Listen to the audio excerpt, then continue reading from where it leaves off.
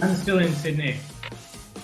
And where are you, James, right now? I'm in San Francisco, in Okay. California.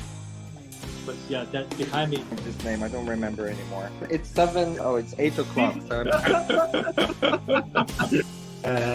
Next declaration. Everybody seems prophet. No, we have just a moment. Playing Lego. Yeah. So the name is Hope of Garden or the Garden of Hope. Which way? With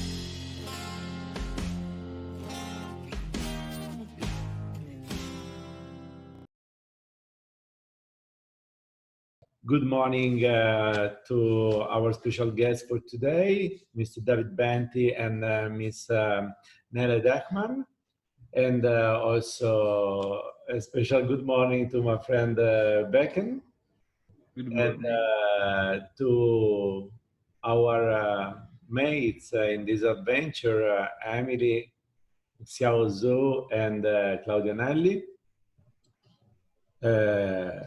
Welcome to everybody. Maybe Gregorio, Carboni Maestri, and James Kiwi and Michael Erickson could add later because today we have to move the episode in different days because usually the episode is on Thursday, but today is on Wednesday. So it's the first time and we are trying to match all of us needs. But we could start as usual with a song. Today's song is a Brazilian song, and I choose for you today this song from Tom Zé,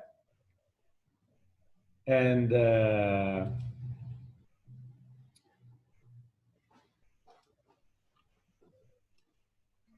so we could start in this way.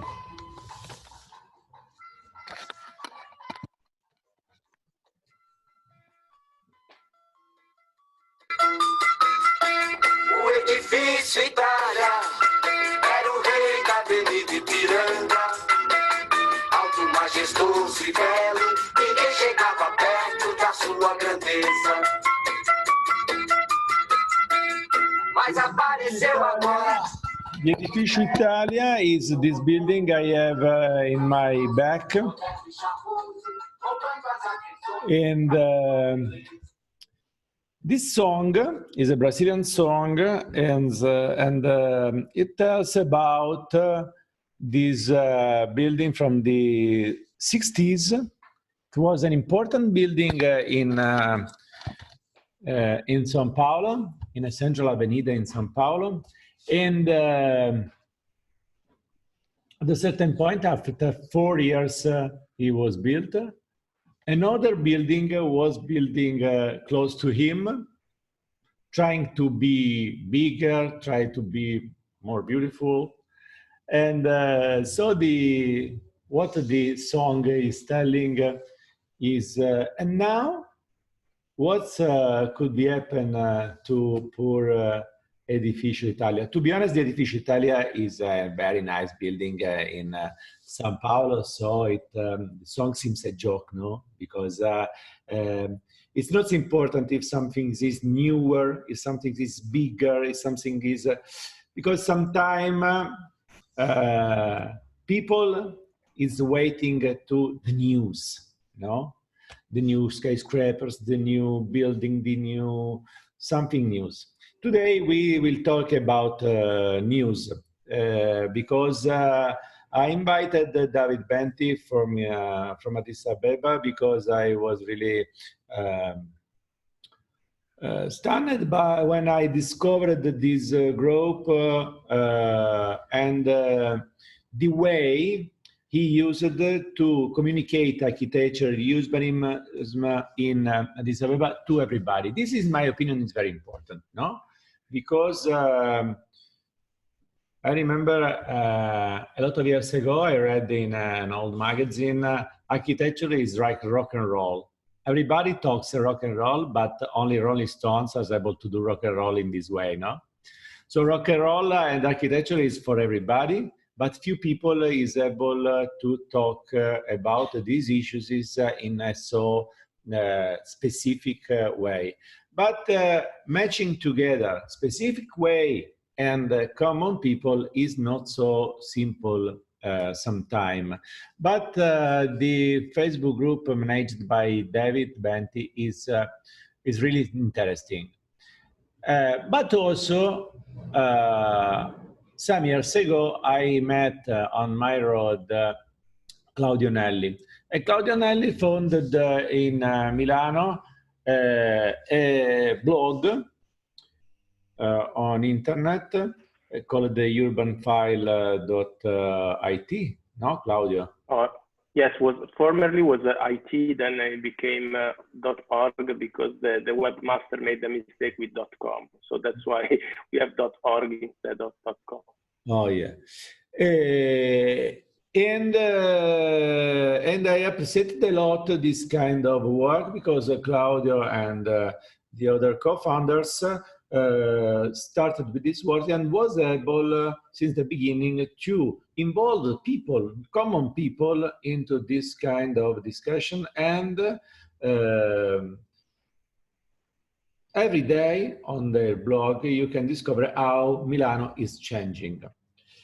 Nele is a new friend of mine I met a few weeks ago for the first time. And we already talked with Nele about some kind of European issues, the relationship, for example, between architecture and his experience and his past. But also, I know Nele, and maybe she would like to show us later something about this. Lele works on a research about Hong Kong skyscrapers. Why I think it's interesting to mix all these things together, because we are talking about towns, and towns is always architecture, but also some issues. As in Hong Kong, I suppose also Addis Abeba is pretty political issues for an architect, no? Because these are big capitals. These are really important town with an important past, no?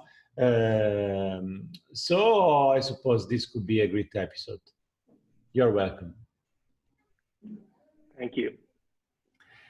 And I would like to start with David, because he's our new friend. This is our first time for us, so maybe he could tell us something about himself and about his work in Ethiopia. Thank you very much. I have to admit that this is my first time ever using Zoom. Wow.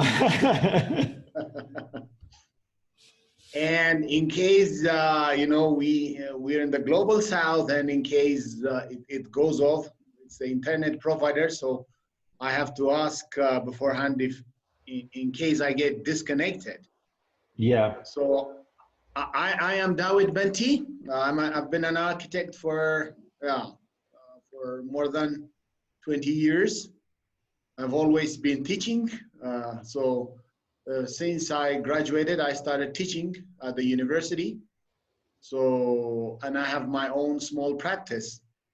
And my research interest is on the modern architecture of Ethiopia.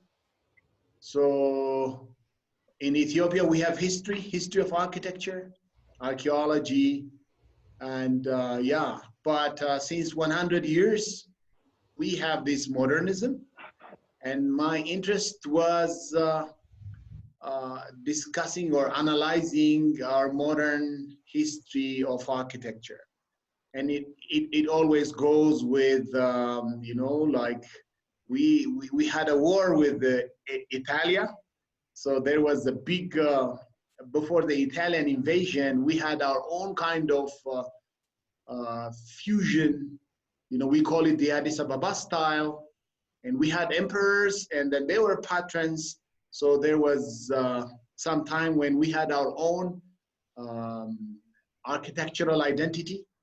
Then came the Italians, and then after that, we had to reconstruct, and we had a golden moment of the 60s. So we had amazing architecture in the 60s. The 60s was a time of, I would say, a kind of explosion in art, architecture, music, literature, poetry, theater. Then came communism. And in communism, we have undocumented red architecture. So in red architecture, we have like Hungarian, Bulgarian, amazing. Our spaces, major big spaces in the cities were made by the East. So we have this red architecture that is still undocumented. We have monuments from North Korea, East Germany, Russia, Hungary, Bulgaria. Then that started in 1973. There was a huge revolution. Then after that, so we were in a kind of a slumber, a big slumber. And since 2000, we have a huge kind of, again, you know, for you to develop architecture, you need to have a kind of prosperity or a breakthrough in the economics. So our economy, albeit from a small state, it really grew very fast. It was one of the fastest growing economies in the world. So then up to now, we're still going like this, you know, we're going up. And I had 2 exhibitions in Ethiopia and in America. So that was about contemporary architecture in Ethiopia. So, and now since 2 years, we had a kind of a semi-revolution. So you might know our president, who is a Nobel laureate. You know, it's impossible not to get into politics, talking architecture and urbanism. So since these 2 years, again, we have a kind of unheard of mega project. And this is architectural. And the prime minister wants to give Ethiopia a new image. And we architects and urbanists are in a way sidelined. I mean, we don't really know what's happening. I mean, we know it as it is happening. So there are huge, there is a Addis Ababa, especially, is getting a huge facelift, I would say. So major projects that were unheard of in scale and size and magnitude are happening in Ethiopia. So my interest is understanding the trajectory of Ethiopian modern architecture. I'm interested in the contemporary architecture, but I want to know its historical roots. So there is a kind of a growth, a boom time, followed by a huge hibernation time. And so I'm producing a huge timeline for the past 100 years. But as we're talking, we're also in a kind of a turbulent times, so far as architecture is and urbanism is concerned. So that is my focus, and thank you. Thank you.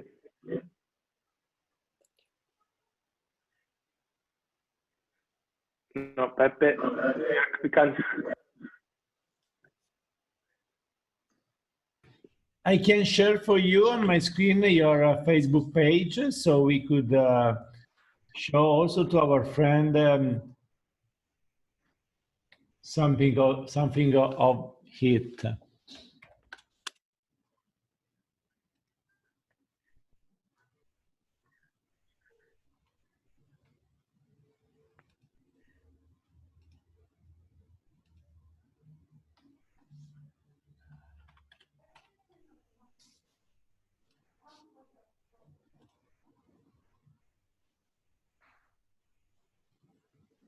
Yes, the group is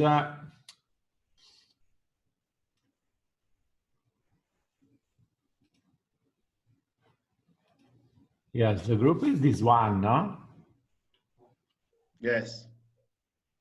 And currently, how many members do you have? So yeah, that is my interest, Ethiopian architecture and urbanism, and we have more than 5,000 members from more than 65 nations. So, you know, we have more members next to Addis. We have more members in Munich, for example. Okay, I just joined the group. Yeah, me too. Yeah.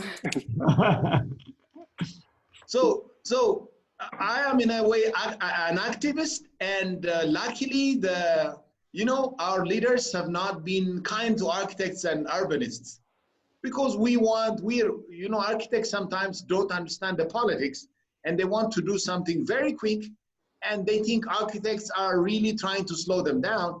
But this time we have a good news. I shared it in our group that our mayor, a political appointee, started a hall for architecture and urbanism in the capital. So, yeah, this is one of an ancient settlement in the highlands of Ethiopia. Wonderful. Yeah, it's a very interesting group. So, Nele, to be honest, sorry, I have to stop the music. To be honest, last time we don't have time to talk about your research in Hong Kong, but I appreciated a lot the book you wrote, because the way you use it is pretty accessible to different kind of people, no? So somebody could use it like a guide, no, a guidebook, but somebody maybe, so normal people, you could use it like a guidebook, but maybe an architect could use this to understand better the typology of these skyscrapers, no? These skyscrapers. And this is very interesting. This is the meaning of this episode. What's about this book? Yeah, exactly. You described it very well. So actually it's something I do a lot of times. Sorry, Nele. Good morning, MB. Also MB from our Congolese mate arrived. Sorry. Good morning. Morning. Please, Nele, sorry. Yeah, but maybe first just to come back to David, because I've been to Addis Ababa, and what you described is exactly so right. And it's really true that there is amazing architecture from the 50s, 60s with lots of marble and really, really amazing architecture. And then, of course, other old historic architecture in Lalibela and so on, that is also like a world wonder. So it's really a very high developed culture in Addis Ababa. And then what you described about the current situation, I have a friend there, for example, that has, they inherited a parcel within the inner city, and now they have to develop, it's just one house there, the family grew up there. And now they have to develop there a 20 or 17-story skyscraper because of the politics, and it's actually impossible for them there. So then, yeah, this is tough. Yeah, but for the Hong Kong is exactly right what you said, Pepe, and it's something I love to do. So coming as a Swiss person to other countries and have a bit the outside view, and then look at things that are very fascinating. Like this building is amazing. The density that in Hong Kong is, and there's really, really good architecture as well. And they themselves sometimes are so into smaller details that they as an outsider, you have a little bit more superficial view. And this is helpful to have more general, or to come with a broad stroke and say, look, there's a kind of a typology that doesn't exist anywhere else in the world. And so this is this little book that we made, yeah, this is in Johannesburg. About architecture in Johannesburg. Yes. No, because now we could talk also about Milano, but all these issues is very important in this period, because, as you know, we have some problems, caused the virus, sure, but also because this situation is changing the economy of the world, and people is having new needs, and political have to try to solve these needs, and these needs often depends from where you stay, where you live. As you know, we decided to call this series Hope with Garden. Now, when we started, we decided this name is a little bit no sense name, but the sense of this name is that in this period we really need hope, but also we need a garden, because in a town like Milano, a lot of people is a prisoner in his small town, if they have a town. A few days ago, some workers was blocked in town because they could move from the town to their home out of the town only using a train. But in the train, they don't go with the bicycle, because the train with this bicycle could be too much crowded. So we are living a lot of problem, and this problem is showing us that issues is in town are more than aesthetical issues. As we architects know, common people sometimes look just skyscrapers, beautiful of the glass building and so on. But as you told, Nell, and already David told, political issues are too linked to the history of the town, and a part of our role in this era is also to explain to common people how these facts are connected. So this kind of work, books, social media platform, blog, Facebook group pages, and so on, is really important. So, Claudio, you could tell us when and why, because you started with your blog pretty many years ago, no? Yes, it was more than 12 years ago. But my work started a little bit earlier than that. So the group born, the group, the idea was transformed into something real 12 years ago.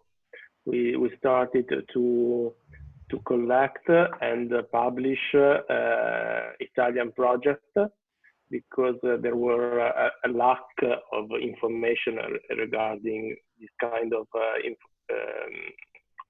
issues. So we are not architects, and we decided to see and show how people, normal people, let's say normal people, can approach to architect and urban issues from their side. And it was quite an immediate success. And also the city county decided to support us from the beginning. We were quite surprised, because usually when you begin something new, and you even talking about this kind of items that sometimes are very, very hot in some cases because there are the NIMBY problem. We were afraid that the city council was not so happy to follow something like that. But with our surprise, we saw that they started to support us and to give us a physical place where to show the project, and so that was the start of let's say a story of a new kind of way to tell architecture. We have some lectures almost every 2 weeks dedicated to a specific building in town, where you can see the point of view of the owner, of the constructor, the architect, and we made some tour in town showing people how is important architecture and to read architecture, because sometimes it's easy to say that that building is ugly or I don't like it, but before hear the story and learn how to read the architecture, then you can say if you like it or not. And most of the time people change his mind because he understands how to read architecture. So that's why we started this adventure, because we think that architecture is fundamental in our life. It's where we live. It's important to live in a nice place. Ugly architecture made ugly people, I think. Even you planned, manage, and propose to the people trip, for example, no? Yes. Trip tour in town to visit and discover itinerary and buildings, no? Yes, even in the suburb, because you can you can do something like that in town, where there are a lot of nice buildings or ancient mansion. But there is also it's important to discover suburbs and little treasures that you can find everywhere at the edge of the city. So we have a lot of tours with a lot of people, even in with rain or a very hot temperature, and we have a lot of people attending to this kind of tours. So of course, as I told you, we are not architects, so we cooperate with architects or artists to help us to. You are not architect, but one more things as a teacher of this group of friends is they are some of them are visual artists, no?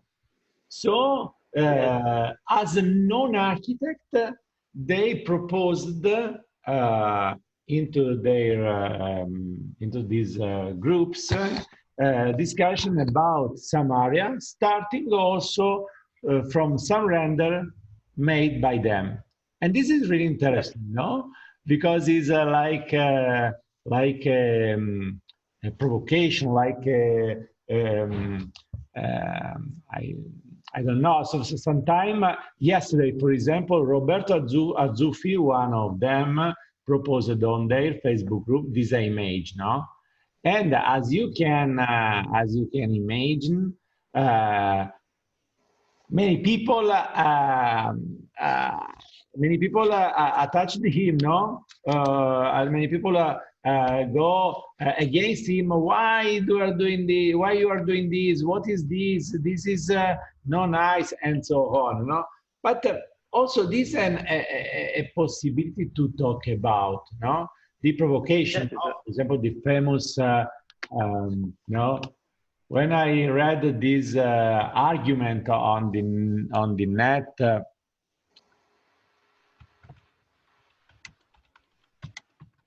I think about the most famous provocation, no, the Adolf Loos column, no, because sometimes we use our drawing, we use our job to make people talk about something, no, and this is what you are doing, and so I think you are doing a great job. But last but not least, Claudio, you should have to show us your T-shirt for charity, no? Oh yes. No, one of us, Roberto, as the guy just mentioned by Beppe, is a graphic, let's say a designer, but it's not. But he decided to transform Milan in a map with all the specific zone with the very specific names, and we decided to print this graphic on a T-shirt and collect money for to help people during this period, which is very, very hard for a lot of citizens. And the mayor of Milano wear the T-shirt on the Instagram saying that to support us, and also a famous radio DJ, and so some people from Milan decide to wear and the T-shirt and support the this charity collect, and so let's say we sold about 300 T-shirts so far. Yeah, I'm searching some images about the T-shirt because you are not an expert model, so you aren't showing your T-shirt. No. But you have some image to share with us about Linus, for example? I don't know. Where is this image? On Instagram? Instagram, yes.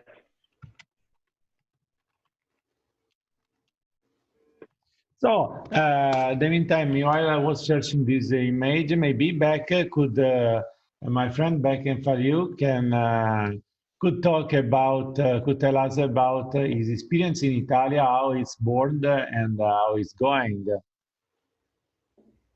Okay. Yeah. Yeah, can you hear me? Yes. Yeah, okay. Good morning, everyone. My name is Becker. I'm from Ethiopia, Addis Ababa, same as Dawit Benti. Although it's our first time to meet with Dawit Benti, even if it's virtually, I would like to say it's my pleasure. Because as a student, I know Dawit Benti as to be the, how can I say, one of the, I'm sorry, the most serious professors in the university. But I didn't study in the same university where he teaches. I studied 100 kilometers away from the main capital, Adama Science and Technology University, but his name was famous even as far as that. So it's a pleasure once again. And my experience, I studied like for 5 years in Adama, and then soon after I graduated, I started working in one of the most prestigious firms in Addis, Abba Architects. I worked there for more than 10 months. And then while I was working there, I got this scholarship to study in Italy. The scholarship is granted by the Foreign Ministry of Italy.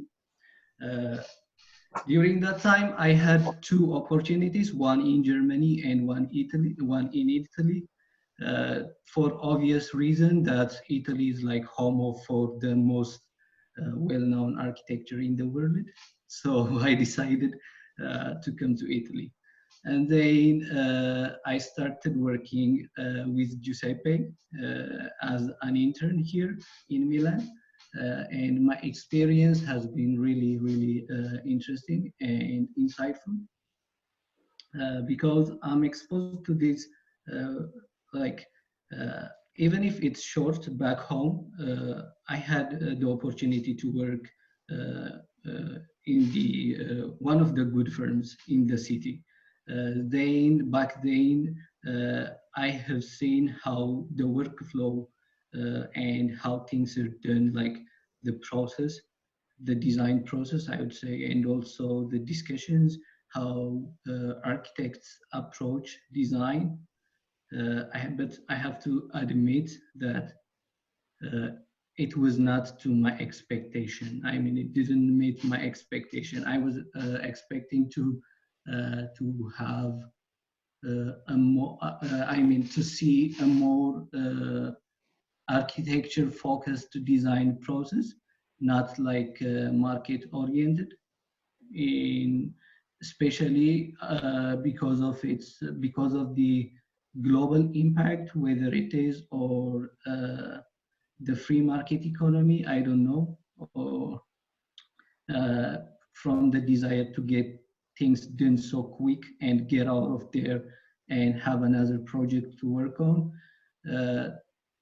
The way we approach architecture or design is primarily very short in terms of time, and also it lacks energy or the proper amount of attention that had to be given to the project is very limited.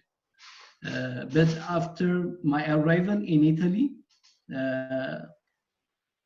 it's like more professional as well as academic, I would say. There is a lot of energy going in the design process. We do a lot of sketches. We do a lot of discussions, a lot of printings, a lot of meetings, just to reach from point A to point B. And that was really really interesting for me. And it's in that process I learned more about design and architecture as a whole. For example, in the early stage of the design, when we started to look for a concept or like a spark to start the design, even if we spent like too much time at that point, it's worth it. I mean, you can see its impact and quality on the long run, and that's my main experience. Beck realized that in our office we still have an approach pretty artisan to the job. No, so for example, we talk a lot and sketch a lot before use CAD, the Rhino, and so on. But above all, I suppose, I guess we could both of us could them that what this experience is giving us day by day, give us day by day, is some unconscious discovering, daily unconscious discoveries about our diversity, and how this diversity could give us what we still don't know. Some days ago in Italy, this philosopher passed away. His name is Giorello. And Giorello is a philosopher involved in study about the philosophy of the science, no? One of my beloved book about philosophy of the science is a famous book from Karl Popper. In this book, Popper wrote the research doesn't have a goal. Because every time we start to search something, but all around our table, we can find a lot of other things, no? And this is the nicest things of this kind of experience, no? As well, the scholarship that Becken had, and in this way he could meet me and I could meet him, and the same way we could start.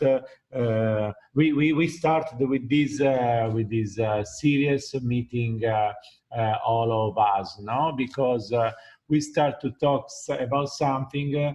For example, with Becken, we started at the beginning to talk about the traditional Orthodox chapel in the forest, Ethiopian chapel in the forest. No, it's a stunning example of relationship between architecture and religious ritual.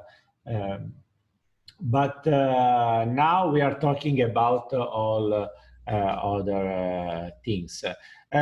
Just a few words about from MBMB, because MBMB is another our former interns, and he come from Congo. And I have to go. Okay. Yeah, I'm sorry for not listening all the participants. I'm very sorry for that.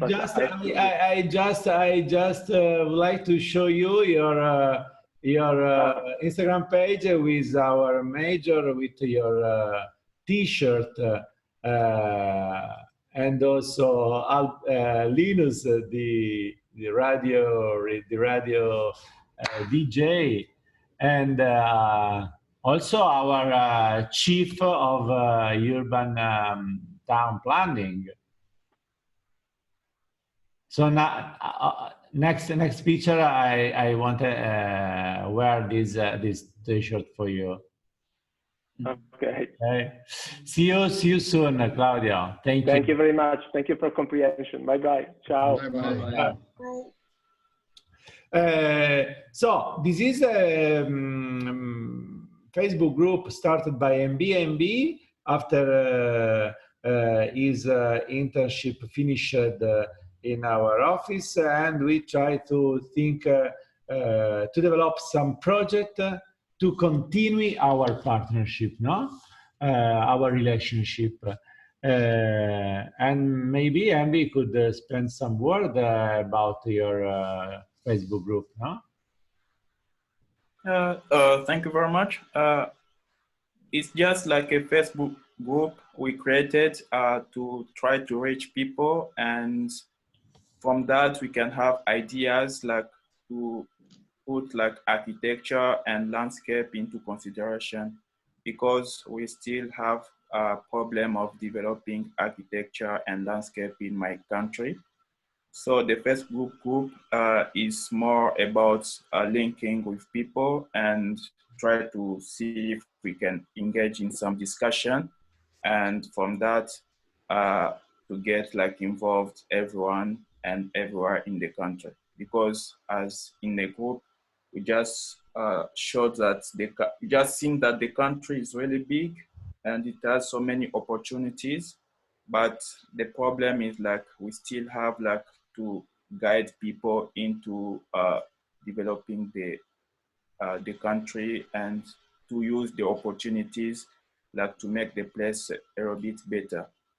So we started the group, like it's called Architecture of Congolese Landscape, because we want to consider architecture and landscape And architecture doesn't mean really building or design only, but also the network and the cultural reference of the country and how we can bring it up.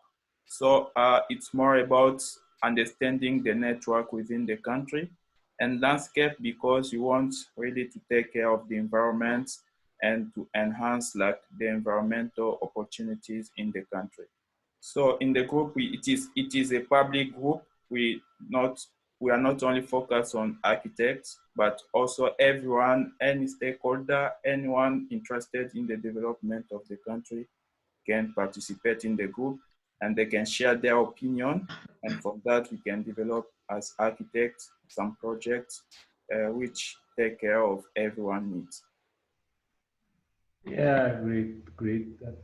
So at this point, I suppose our Davide from Helsinki could conclude this episode telling us how it's going there.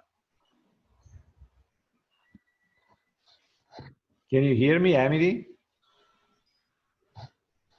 Yes. How is going there? You are still in Helsinki, no? Yes. We already started our summer holiday. Really? Yeah. How is warm Helsinki during summer holidays? Actually, it's quite hot now because I think because of the location, so many of our dormitories is designed to face east and west. So in summer, there's around maybe 20 hours that we can get some light of the building. So it's quite hot if there is sunlight. So summer is coming. Virus is still with us. So the building needs to use have to be used in some different way, as you know, as your offices, maybe your schools. But our present is now, and this present is still done by these things. So I'm very happy to meet also this week all of you. I don't talk about this amazing picture Nele has in her background. I'm not recognizing this place. It's in China. It's actually I put it on for James, but he's not here now. Oh, wow. It's the yellow dragon in west of Chengdu. And it's like when a landscape is the better architect, it's like, there are these basins, natural basins, and then the trees are growing out of them. And I would love to design once such a landscape space. Amazing. World is amazing, world is awesome. And this virus is giving us this opportunity to meet all of you, a lot of friends, and all friends, but also new friends from everywhere. So I'm very happy to have today this opportunity. So I want to say a big thank you to Nele, Emily, and Professor David Banti, also my friends MB and Becken, because it was a nice episode. And really, I would like to meet you again. So as I always tell, remember now you have new friends. This is a virtual home where we can meet every time you want. Every week we talk about topics connected between architecture and this period. So every time you want to join us, you can send me a message. So I just ask you to share your WhatsApp number or your mail. Usually we prefer, as Nele know, we prefer WhatsApp because it's very fast, no?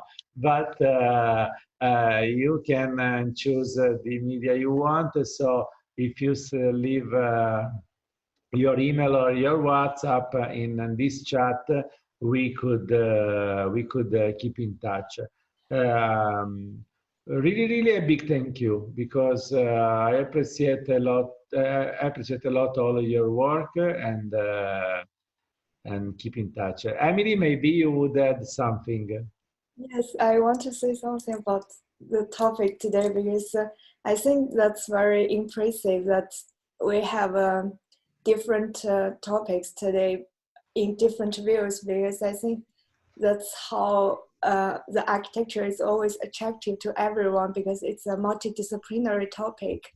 Like there's history, there's landscape, there's urbanism, and as Claudio said, that he's always emphasized that he's not architecture, but actually what he did is tightly connecting to the architecture, and I think that's very attractive, like to all the normal peoples, like it's a daily life things.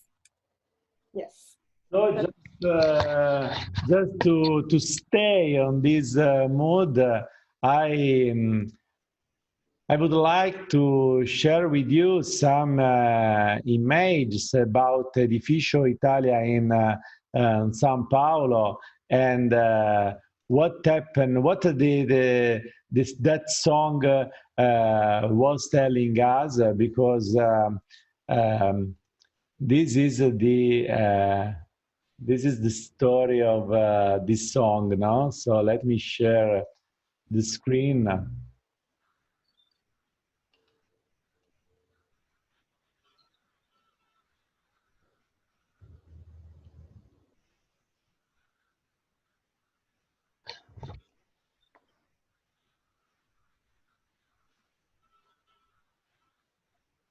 This is original maquette of the building when it was designed by this German architect, escaped from Nazi German during the war. He was one of the beloved students, Walter Gropius students, and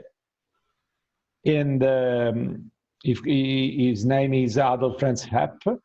And he worked in Brazil, and this is one of his famous building. This is the original maquette. This is a picture taken currently. Beautiful. And it's really interesting, but also I have a surprise for Nele, because Nele is with us from Switzerland. So in South America, as you know, a lot of as Borges is playing as some area of the town as some areas of the town or some building as name that come from European town, no? So, for example, in Buenos Aires, there is an area called Palermo, no? So this building is the Edificio Italia, but also there is in São Paulo Edificio Lausanne. Yeah. And this also this is from the same architect, as in my opinion is very, very interesting, really modern. Beautiful. It was done in the 1958, no? And in that period in Brazil, Bossa Nova was born, no? I suppose you love Desafinado, for example, no? So this is to show us also how much not only political, but as David and you told before, every kind of human experience are connected with architecture, and architecture is just an image of this of a period, no?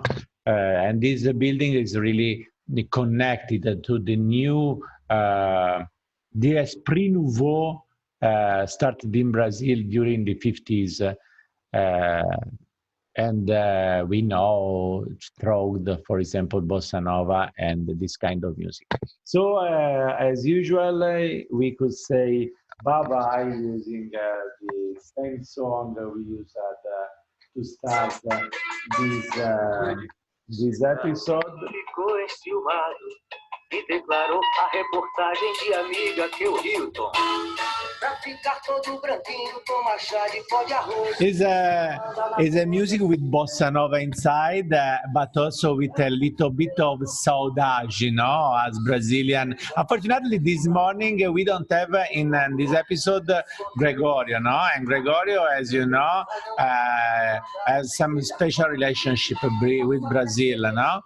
And what is saudade? Saudade is like a melancholia, but meanwhile you are melancholic, you also can dance.